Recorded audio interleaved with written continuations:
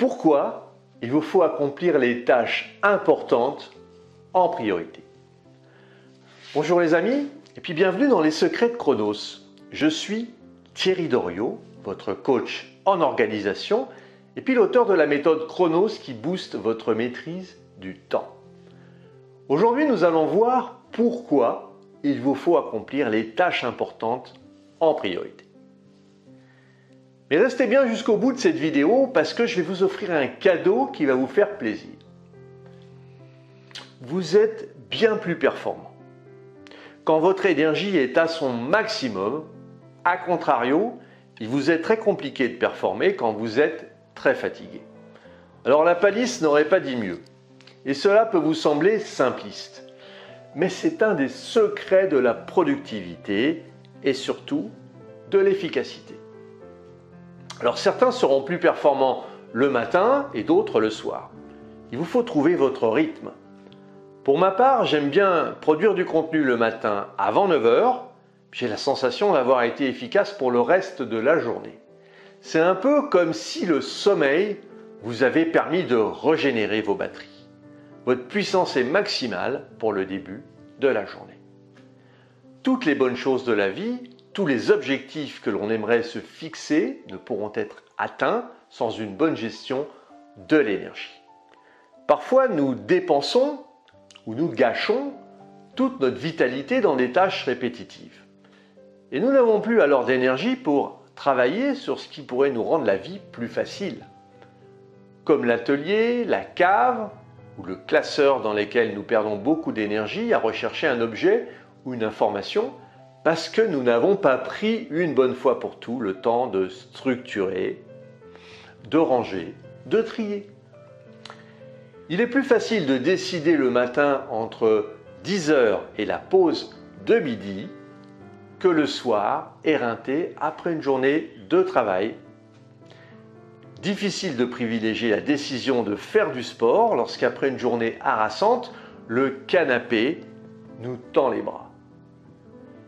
Sauf si cette décision a été anticipée quelques heures auparavant.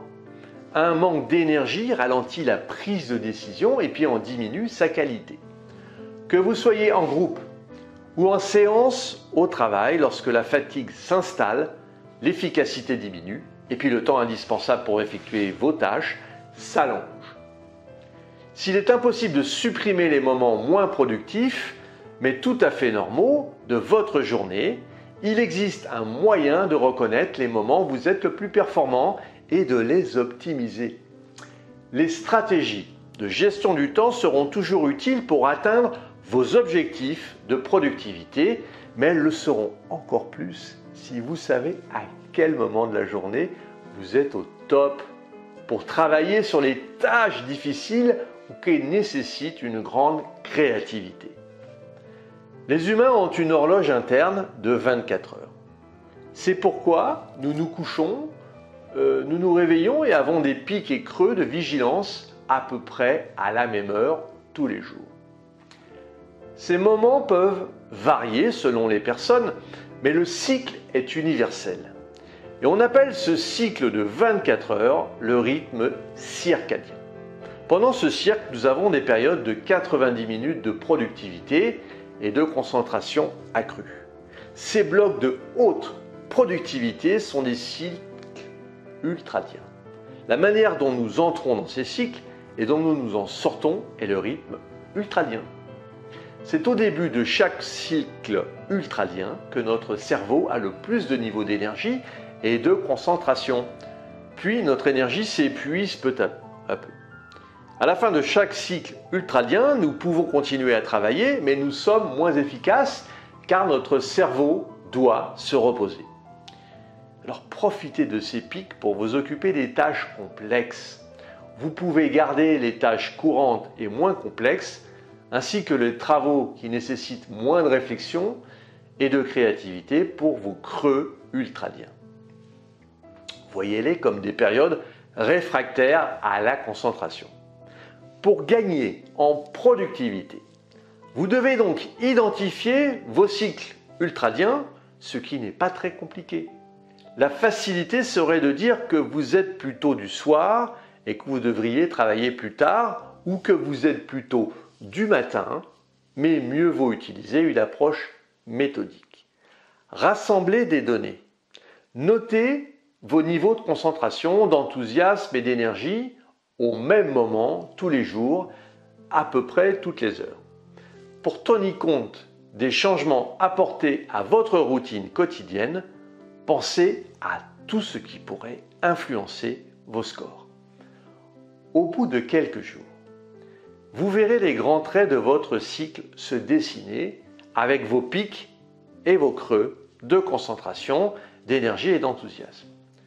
Continuez à saisir vos données et après 1 ou 2 semaines, vous obtiendrez de bons indicateurs des moments de la journée ou de la nuit d'ailleurs, pendant lesquels se manifestent vos cycles ultradiens.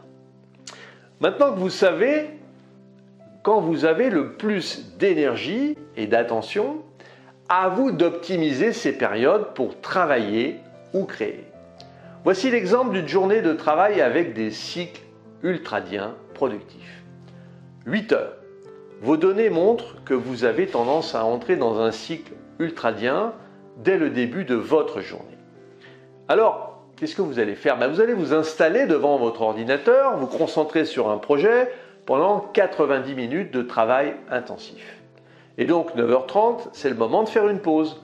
Vous vous levez, vous allez faire un café, vous faites un petit tour, vous vous aérez. 10h, maintenant que vous êtes frais et dispo, vous retournez à votre bureau et c'est parti pour un deuxième élan de productivité jusqu'à 11h30. À 11h30, une fois que vous avez atteint vos limites, concentrez votre attention sur des tâches moins exigeantes pendant quelques heures, comme des réunions avec des collègues, la réponse aux emails ou des autres tâches du quotidien. À 15h, vous terminez votre après-midi ou vos soirées, en milieu de nuit selon vos moments de productivité, avec un dernier cycle de productivité de 60 minutes. Et vous devez être pleinement concentré et vigilant. Dans la mesure du possible, préservez votre environnement des interruptions extérieures et puis des distractions inutiles. Les influences extérieures comme les collègues, les patrons, les appels téléphoniques, les enfants peuvent vous déranger à une fréquence étonnante. Vous n'avancerez pas toujours autant que vous le souhaitez, bien sûr, et vous n'y pouvez rien. Pour d'autres, ce ne sont pas les interruptions extérieures qui viennent perturber les moments de créativité, mais leur propre rythme. Tout le monde n'entre pas dans ces cycles ultradiens au milieu de la journée de travail. Il vous faudra faire preuve d'inventivité pour tirer le meilleur parti de vos cycles ultradiens. Certaines personnes travaillent mieux au petit matin, donc il faut se coucher un peu plus tôt et puis se réveiller avant le lever du soleil, et ça leur permet de trouver le calme et la concentration dont elles ont besoin. Et puis d'autres travaillent mieux quand il n'y a déjà plus personne au bureau. Donc profiter des moments où vous fonctionnez à plein régime est un bon moyen de gagner en productivité et en performance. Mais n'oubliez pas que le but est d'être plus productif pendant vos pics et de réduire l'intensité du travail lorsque vous êtes moins efficace. Inutile d'essayer d'accélérer votre chaîne de production. Vous devez découvrir les moments où vous travaillez le mieux. Si vous voulez aller plus loin dans la gestion de votre temps, et puis pour vous remercier d'avoir suivi cette vidéo, j'ai mis à votre disposition une formation d'1h30 pour mieux gérer votre agenda. J'ai également mis à votre disposition un sondage pour partager vos expériences et vous proposer plus de valeur. Cliquez sur les liens dans la description, abonnez-vous à la chaîne, partagez, commentez et puis mettez-moi un pouce bleu. Et retrouvez-moi sur le site internet www.lessecretsdechronos.com. Voilà, mais je vous dis à très vite les amis.